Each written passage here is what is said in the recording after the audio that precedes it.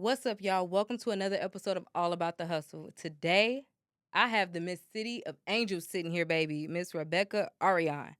Yes, Period. yes, it's How you me. been, girl? I've been good. I honestly can't complain. I'm just trying to get ready for the Miss California pageant, so it's busy, busy, busy on my end. Okay, so when it comes to getting ready for pageants, like, what does that look like for you? For me, it's a lot of work as far as like fitness. I do interview prep, I do posing practice, walking practice, which sounds crazy because it's like, girl, you've been walking for like 30 years. What do you mean walking practice?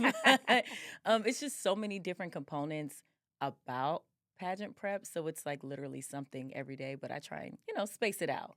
Okay, so what inspired you to just enter the world of pageantry?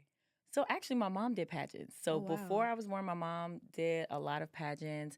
For like the real pageant fans, they know like under the Miss USA pageants, they had what was called like the Texas Aces and like the Hmm. California wins. So we're like Texas was winning back to back to back to back for Miss USA. Okay. And the guys who put that together or who were the directors were a team of they were called Guy and Rex, but they were my mom's mentors. Oh, And wow. so like during the heyday of pageantry of just like glitz and glamour and all the things, that's when my mom competed. So I always like heard the stories of pageantry and like would always look at her pictures and like grainy VHS. um, but like I didn't Definitely a get difference. no, yeah, it was definitely a difference. But like she didn't force me to do pageants when I was a kid. So Oh, like wow. I didn't have like that toddlers and tiaras experience. Yeah. And I got started in my 20s because I was like, you Okay. know what? Might as well. Like mom did it. Like let me just like dip my toe in it. And girl, once I did, the pageant bug bit me. Oh, It bit me, and wow. I have been stuck ever since. Oh, wow. So you said you started in your 20s? Yeah, I started, which Okay. is usually kind of late for pageants. So like a Yeah. lot of girls either start like when they're really, really young or like Mm-hmm. as a teenager.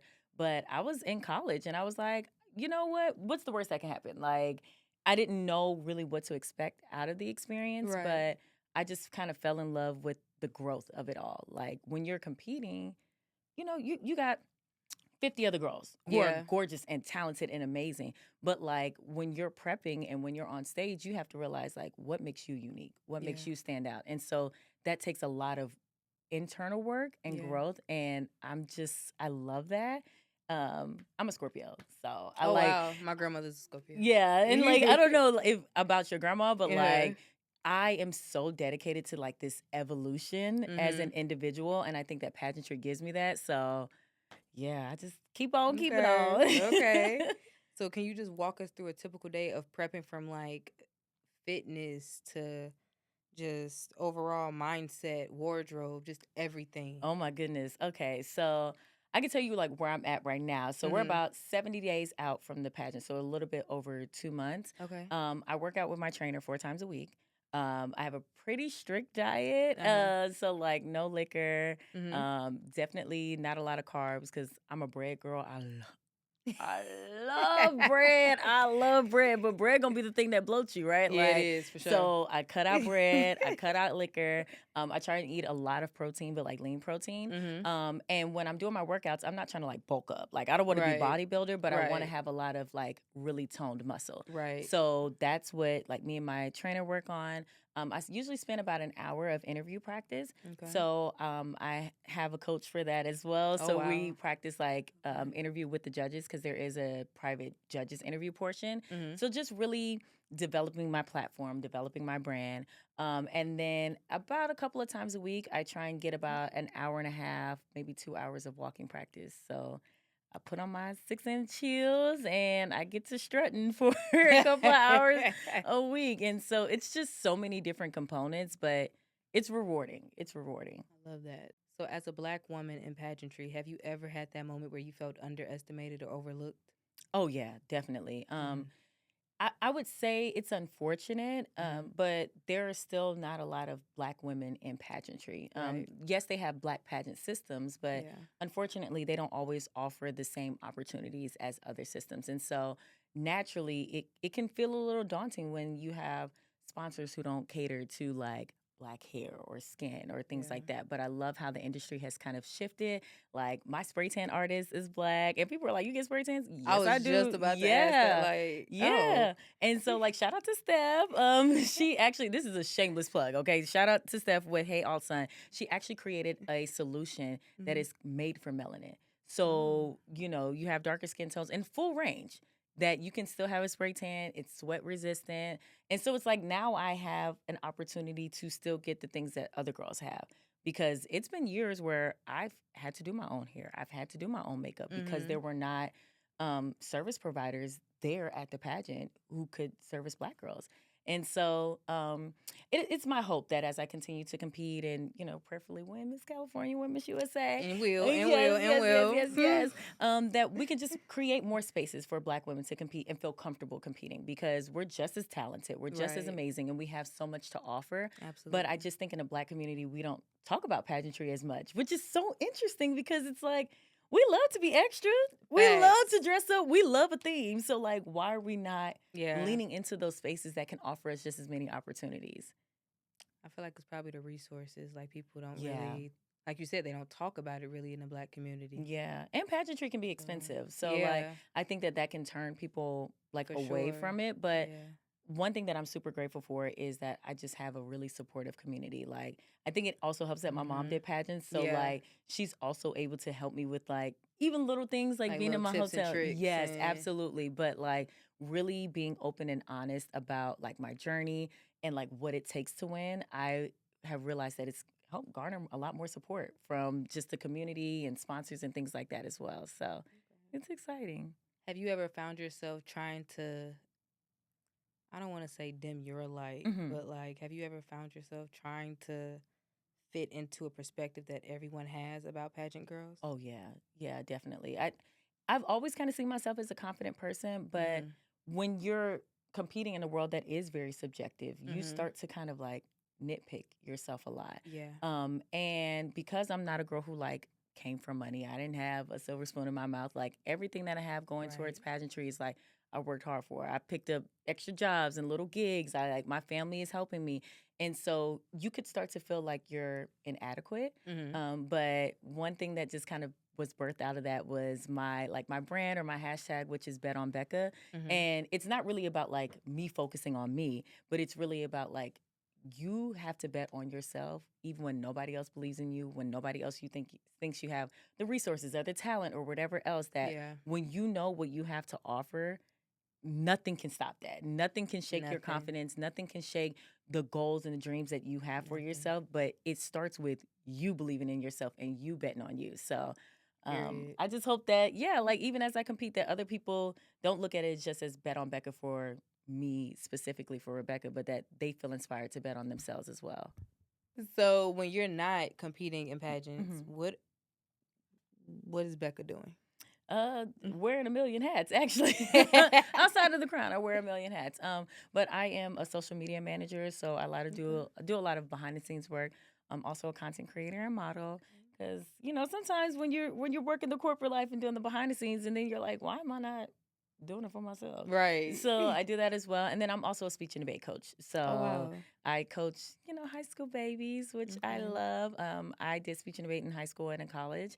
Got on scholarship to Oh TSU, the period. illustrious Texas Southern University, on scholarship for speech and debate. And so won a lot of awards, did the things, but that's just a rewarding way for me to like give back to the community, Okay. because it's helped me become the person that I am today. So yeah, I do a lot. I do a lot.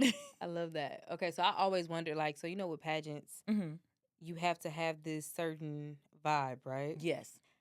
Are you really like that in real life though? Like, are you the girly girl? Are Oh you yeah, I'm really? extra. I'm extra. And like I didn't think that I was, but Uh-huh. like this is gonna sound crazy, but like I have so many friends recently who like got engaged or they had kids and they were Mm-hmm. like, "Oh girl, I don't want to have a big old wedding or I don't want to have a big engagement party or I don't want to have a baby shower." Meanwhile, I'm like, "It's my birthday." I'm like, "Where are the streamers? Give me the glitter. I want it all." She said, So I need something big. yeah, something that says I'm here, Rebecca. Okay, like that is me all day. Like I'm always the one who's overdressed. I'm always the one who's doing the most. Oh So my like God. I think that pageantry just like fits that, but it's It also does. like this like level of like fierceness that you have to kind of like lock Mm-hmm. in.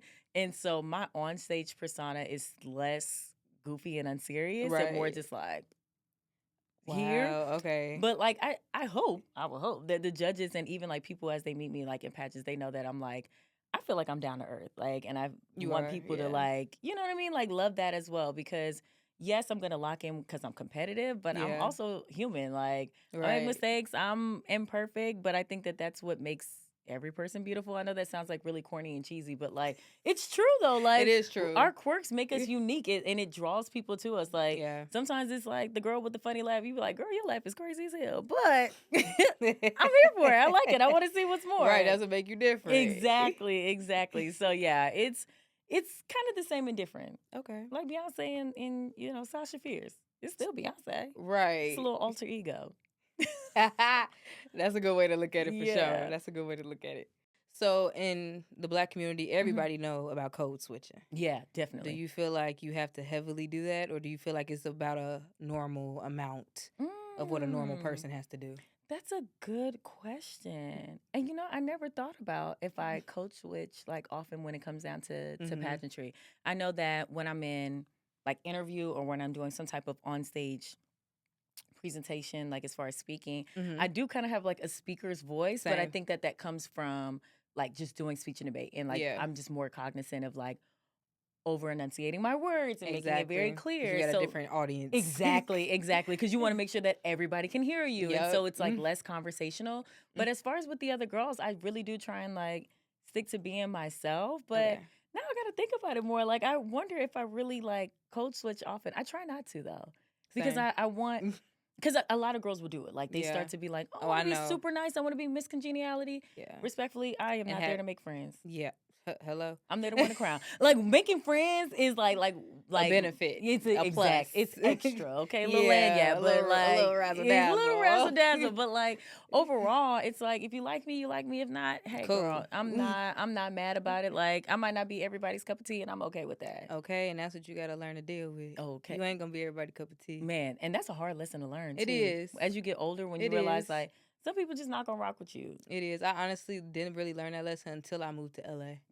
Because in Chicago, I was cool with everybody. Yeah, same. And That was me too. When I moved to LA, ooh, child. Yeah, people be funny acting. Yeah, real. People be real funny acting. And that is, Yeah. it's a hard lesson, but it's one of those things where you realize like it doesn't have to shift who you are as an individual. Like you can still trust people, you can still be your outgoing self, but it really just means like you got to have a lot of discernment, because sometimes I realize that sometimes when you are a genuine person, people don't like you because your light exposes what is bad in them, right? Like they're trying to hide in the darkness, and you're so bright. Yes. They mad at you because you're shining, and you're like, wait, you just confused. Yeah, just mad at you. Like, what happened? What I do? What happened? How I get in it? Okay. It is crazy, like, because you're like, I'm just being myself, but literally, a lot of people don't want to do that work. Yep. Right? They don't want to do the individual work of being like, you know what, I got some parts about me that ain't so great. It's not so hot. We all got it. Yep. We all got it, every but single like person. people don't want to work on it. They want to hide the it. finger hide it. Like, baby, work on you. Okay. Go see that lady. Because I see the lady. Okay. I go to therapy once a week. Amen. I said I was gonna start. I love therapy. I'm a huge proponent of therapy. Really? Yeah. And I think part of it started I started therapy when I was in like college. So like I've had different times where I've like graduated from a therapist. See, I tried. Yeah. I didn't like the therapist, so I stopped going. But everybody kept saying, just quit the therapist, don't quit With therapy. Yeah, no. And I'm like, okay. Because also sometimes finding a therapist is almost like dating, right? Like or like any Yeah. other doctor. Like sometimes you're like, I don't really vibe with them, and that's okay too. But I think it's Yeah. important to talk to people outside of like your normal everyday circle. Yeah. Because your therapist is always gonna be objective. Like, Yeah. and I think I've been lucky and blessed to have like therapists who have been really honest. I mean, they should always be honest, but like very down to earth, very like they made me feel comfortable sharing about like what I had going on, and they have kept it a buck with me. Even when I didn't want that. That's hard to find, because that was the problem with the one when I tried to do it in college. She just kept like, it's okay. Da, da, da. Oh, no, girl, it's not come okay. on. Talk to me. Help me. Like, but you know what? Therapists do this weird thing where like you be expecting them to say something, they just be like, yeah, she just sitting there listening. I'm like, when you gonna start talking? Right. Yeah. No, that is kind of crazy though. They I'm are paying you, supposed to girl. like at some point give you some type of direction about like what's next, or like, can you try this? I like, was so confused. And that was the first session. I said, I won't be back. And I haven't. Oh no. But I was starving. No, but like I would say this, like, so when I moved to LA, I got back into therapy because I was like, okay, this is a big transition. And although all of this is like very fun and exciting, I want to make sure that I am managing this transition as best as possible. And so getting into therapy at that time was one of the best things that I could have done because it's not that it cured me from being homesick, but it helped me like navigate like being in a new city, being away from like my mom and my siblings and things like that, and like really start to feel comfortable like planting roots and finding community and like putting yourself out there. Like that's all really hard and difficult, but like my therapists have always given me some type of homework or some type of like, I want you to work on this week. And I always, whenever I've gotten like advice from my therapist, like I want you to try something, I'll be like, girl, this, I would tell them, I'll be like, this sound crazy, but I'm gonna do it. And if it don't work, I'm gonna tell you. Okay. And half the time they be like, so did it work? And I'm like, you was right, and that's why they pay you the big bucks. Okay, I love that. I'm gonna try it one more time. Yes. Cause that lady just had me like, oh Oh girl, my goodness, now you done made me mad. Now I got more problems because now I want to cuss you out. Like you're not helping. No, she definitely played you. She definitely played you. No, but just try it. Cause also too, Black folks don't like going to therapy. I don't really like venting and talking to people. Yeah. So that's why I was like, okay. So I'm like, girl, I'm actually opening up, talking to you. Yeah, and you just being quiet. You just sitting here like. That's so crazy. You're like, girl, write something. Was she even writing? I'm gonna give you some recommendations. I'm gonna give you some recommendations. No, she was not. Like, I was just like, all right. Then I just got on my phone and I was like, all right, girl. I was like, all right, girl. No, you got to go into therapy with an open mind. Like, don't think about it too much. Just be like, even whatever's on your heart, even if it feels like the smallest thing. Yeah. Sometimes it can open up to other things. Because there's been times where I've been like mad about something simple, and my therapist is like, "No, let's stay right here." So what actually? And then like making you walk it back. And I've seen stuff like that like on TV and stuff. And I'm like, yeah, mine did it wrong. Yeah. But you know what? I won't say like every session is gonna be like this. It's gonna feel like this big groundbreaking thing. Okay. But a lot of times it is kind of like building upon each other. And it depends on like with your first couple of sessions, like how much you share about them or like what your goals are in therapy. Yeah. So like this time around, now that I'm in therapy again with like a new therapist, when we got in, she was like, okay, like what are your goals? Like what are you looking to seek or whatever? Yeah. And I was like, well, you know, I had a couple of bad run-ins, some friendship breakups, some people that I was like, oh, okay, girl, I thought it was I thought this was gonna be real different. And then you showed me. Yeah. And then also too, like trying to compete for the pageant, it's like, okay, this is a lot at one time, and I want to make sure that I'm in my best headspace as possible, especially going into the pageant, but like even just leveling up as an individual, like you want to make sure that your mindset is right. And so I think going in with a very specific goal helped my therapist kind of like guide some of my questions like in our earlier sessions too. So, you know, sometimes it's just about setting a goal, know where you're going. Okay, period. I love that. Okay, so on this next segment, we're going to play a game called Rapid Fire. Oh, my goodness. Okay. All right, so you got 60 seconds. Oh, Lord. This is like on stage question. Okay. Let me get ready. So I'm going to ask you some questions. Okay. Give you some either this or that options, things like that. But you have 60 seconds, so it's kind of like the first thing to pop in your head you say. Oh, my goodness. This is like Family Feud. Kind of. What's that little one thing where they did what's the answer? That's how 60 seconds. Leave me 60 seconds on the clock. And be reading the question slow. He do. We taking up all these time. Wait, no, he be giving him like 25 seconds low key. But he also be reading so slow. He do. And be stuttering over. I noticed that too. And we asked 100 people if you like chili cheese fries. It's like, boy, get to it. Literally, he do be reading them, so I thought it was just me. I thought it was just me. They be. And the timer be starting after the question. The first question is read, but I'm like, what about the others? Right, because then he just started just chilling. Literally, I need you to read with some urgency, sir. Literally, my money is on the line. Okay, child, you got it. We trying to get it. We trying to get the Steve Harvey suits too. Okay. I want to be Shaw. Okay, okay. Okay, brunch or dinner? Brunch. I feel like I just did the same thing. You did the Steve Harvey. I did. I just paused. Girl, I felt it. You didn't expect me to say I love brunch. That was no I didn't expect you to answer that quick. Okay. I love brunch. Brunch and Becca. Becca's brunch. I should do that. That would be cute. And it's 2 B's. Period. You know cute. I love an alliteration. That you know would be Black cute. folk love like Yup. 1, 2, 3. And it go. It just slap. Becca's brunch. Period. That's cute. Very cute. Butter brunch. Because I love butter. I ain't been having a whole lot of it though. But Love me some butter, I'm child. dead. We're going to scratch the 60 seconds. Just say whatever comes to your mind, Okay, I okay? got you. I got you. But you funny to I love butter. I do. I am a Southern girl, like through Where you and from? through. I'm from New Orleans. Oh, wow, really? Yes, I am a Southern I don't know belle. why I gave you Texas. Well, I'm I like, moved from Texas. okay. Yeah, I moved from Okay. Houston. So, Okay. but still very Southern. That's just Very, that yeah, is you me. traded one for the other. Yeah. Yeah. And I love food. I love to cook. So let me ask, well, we're going to pause for this real Yeah. quick. So let me ask you, when it comes to the food, how did you get used to the LA food? Because it's kind of bogus. I cook. Same. Yeah, I cook. Same. And but like good thing I've always like been a cook. My mom's a chef. I don't like it, but I do it. Yeah, I now. do it. I mean, So the I have only to. saving grace is like during pageant prep is perfect because Mhm. it's like, what are you eating? Grass, air, and dreams. Do you do smoothies? I do smoothies. Same. I don't really do acai bowls. I was talking with my homegirl I about haven't this. had one yet. I want to try it though. They're good. I also am like, I can have this in a smoothie. Like, it don't have to be the bowl. Yeah, I don't prefer have a to, smoothie personally. like, I drink smoothies every single day. oh yeah, I love a smoothie. Yeah, but like, same. it's because it's like smoothie form. Yeah, but they just put it in a bowl. bowl. Yeah, with some damn granola. Girl, I don't need all of that. Like, I really don't. But they always have coconut shreds. And Yeah, I'm and not a coconut girl.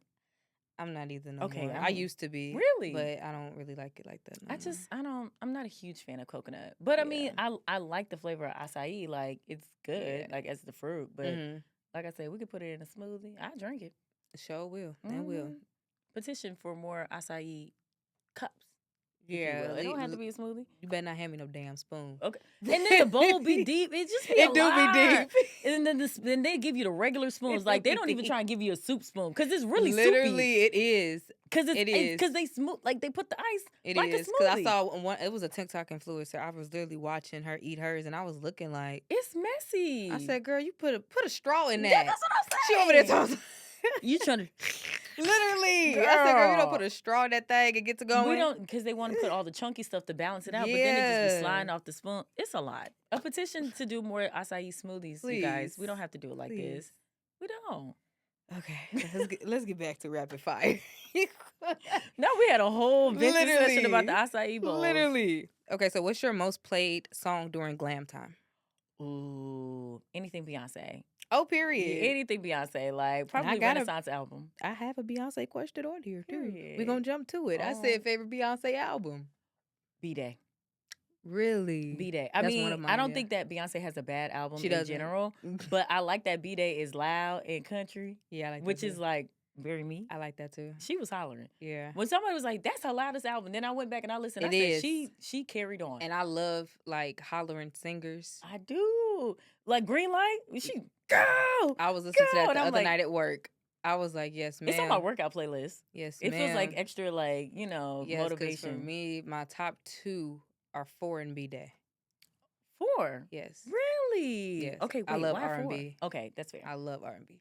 And the thing So- about it is so hard when people are like, "What's your favorite?" Because like I like different Beyonce albums for different things. Same. And I love that she's like always Same. evolving as an artist. So Yeah. it's like you just appreciate it for what it is. But like Exactly. I like B-Day because it has a lot of horns. Yes. I'm always like very partial to horns, like probably because I'm from New Orleans. So like any brass bandy type of music Mhm. is always gonna be something that I lean towards. Okay. Hence B-Day. But I Right. love the ballads. Like I love when Beyonce, give you a little extra. She gonna sing you a Yes. song, give you a little opera situation. Like Mhm. Pray You Catch Me, Mhm. best album opener. Oh my gosh. Ever. I love that Ever. song. Ever. I love that The song. girlies don't. What did she say when she was like, people always, they don't want to make albums anymore. And they don't. They They just really- put out these little, but she said, get Get quick. Yeah. But I Say love that goose. it's a full body of work. Like in every album Every tells a single story. thing, So and- yeah. And for me, honestly, I might actually take, Ooh. I might take 4 off real quick. Ooh, okay. Getting because controversial. Renaissance Girl. is up there. Amazing. Renaissance was the one that got me through some things, baby. Listen. Church girl, I said, whew. Listen. You was speaking my language in a way that I was not ready. And don't get me started on Heated. Oh. Because Monday, I'm overrated. Oh. Huh. But Tuesday, Huh. you own my dick. Why, like, why the switch up? Why the switch up? Flip, flop, flippy, flip, flopping ass. If that ain't LA, because the girlies want to, they want to be your friend when they think you ain't hot and when you pop it. But as soon as I'm on, then you like, oh, she ain't all that anyway. Baby, you ain't all that. Hello. That's the gag. The gag is you wasn't all that. Hello. Get with it. Get with it. Yeah. No, but like literally, Renaissance was. Oof. That was it. Did you like Cowboy? You went to the concert too. I did. Oh, I cried. I almost cried because that was my first ever Beyonce concert. It was right there, and I refused to. I don't like crying in front of people, so I refused. I'm a crybaby girl. I refused to let it drop. Girl, I refused. She opened up her mouth, and as soon as she started singing the first song, I almost didn't make it though because I was in the Buck and Honey Pit. Oh. So when the lights first came up before she even came out, I was like, "Oh, it's real. It's real. Yeah, it's settled." And I went with one of my friends, Nia, and we were just standing there, and I was like, "It's Beyonce." And I'm not really like I'm not really like that type of person. Mm-hmm. But when she came out, I did that. I said, "Oh my God." You're like, "Oh my God." I was like, "No, I didn't." Please extend the Beehive membership by another 20 years. Correct. Absolutely. The parasocial relationship is not ending. I just want to say she's worth every penny. Every single penny. And I went to a second show after that. That woman is, I don't understand the talent, the hard work, the ethic. Because every single part of that show was so intricate and intentional. Yes. And the fact that she was running up and down and because the mic was on. The mic was definitely on. On. You hear that woman exhale and inhale. You heard everything. And she was like, bucking. Whoa. And still singing. Like, that is insane. And I'm like, girl, sometimes I did the hike earlier. I was breathing hard. I said, hold on. Okay. I need that stamina. That part. Daily. What she say? Running on the treadmill in heels? Oh yeah, the Matthew Knowles. Yeah, we're gonna have to start that. We're gonna have to start that. Yeah, but baby, insane. I love how we went on like a Beehive rant. Sure did. Okay. Period. I needed that for my soul. Dig. What would you say is your comfort show or movie? Oh, I have a few. Mm-hmm. So I will watch Scooby-Doo. Really? Like, yeah. Okay. So I've always been a mystery girl, but like I notice whenever I feel like really anxious with life or it feels like life is just really heavy, I like watching Scooby-Doo because it's lighthearted. It is. This is gonna sound really insane, but on Netflix they have the Scooby-Doo Mystery Inc. or whatever. I think it was Mystery Incorporated. Like they actually spelled it out.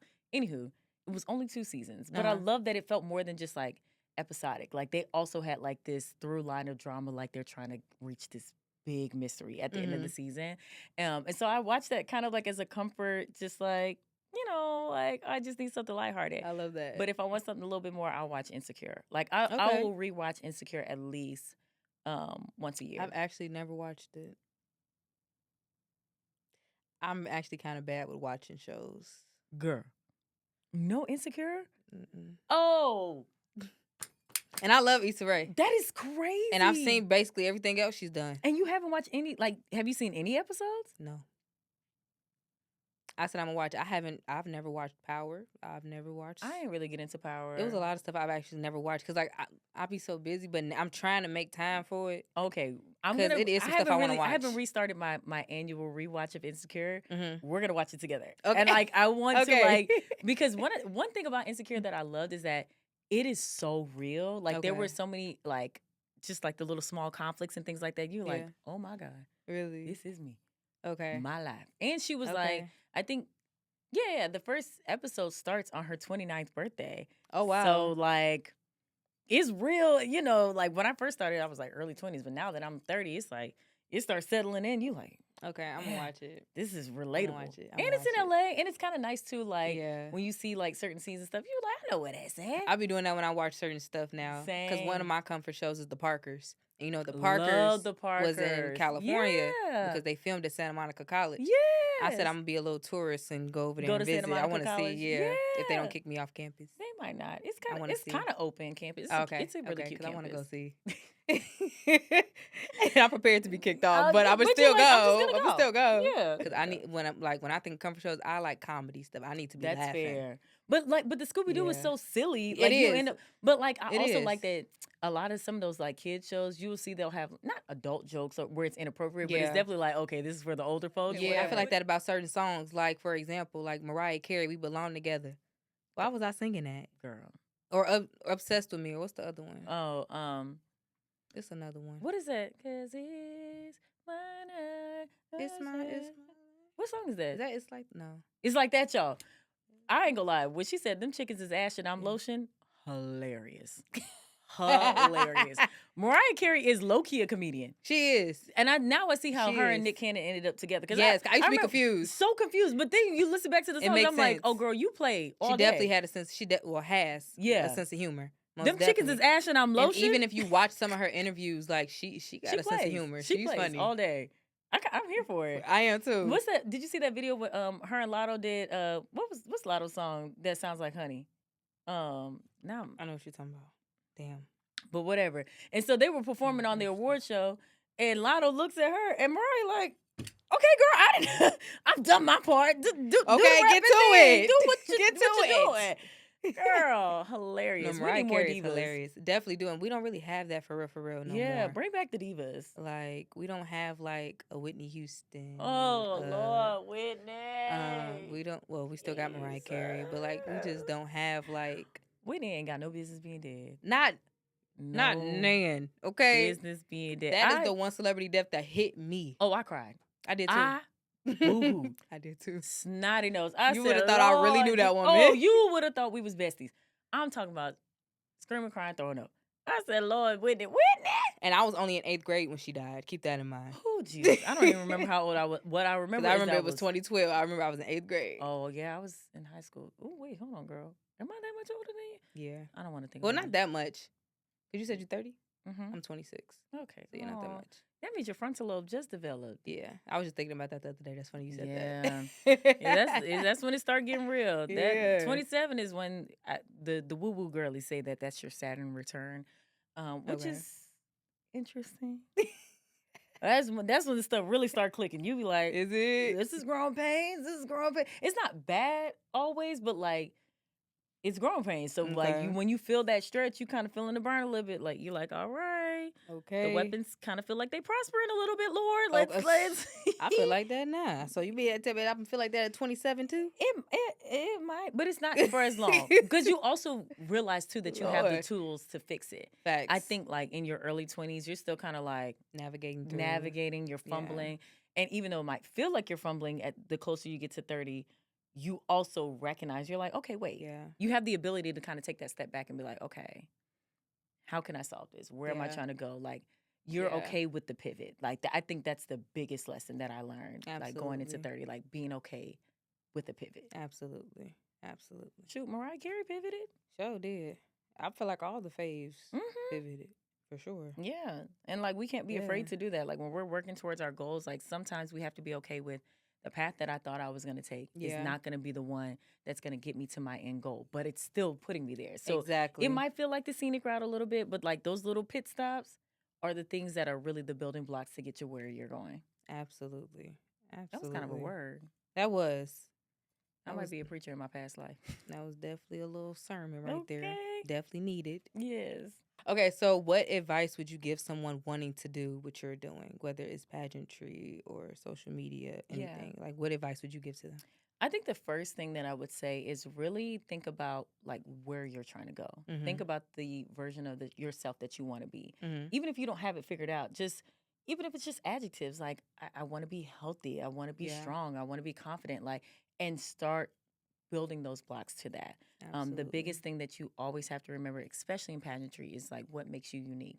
And don't shy away from that. Like, you don't have to fit the mold of everybody else, but you have to be really sure of yourself and what you have to offer to this world. Because when you know what makes you unique, when you know what like gets you up in the morning and like that you're super passionate about, those are the things that are going to keep you grounded. Those are the things that make you unique, and those are the things that are going to set you on your path for your purpose. Absolutely. Period. Yes. Okay, so where can people keep up with Becca? Like, where can they keep up with you? You can keep up with me on all social media platforms at Rebecca Arianne. So it's Arianne. I'm on Instagram and Facebook. Don't add my Facebook. That's like real structured. But like, it's real structured. You know what I'm saying? Only. Yeah.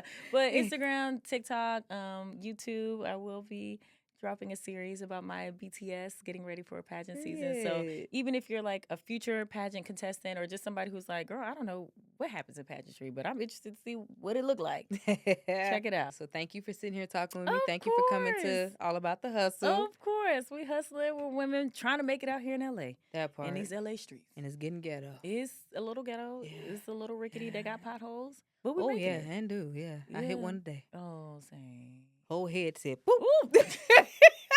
Somebody need to do something. City Council, Mayor Bass. We need something. Help me. Help me. Help me.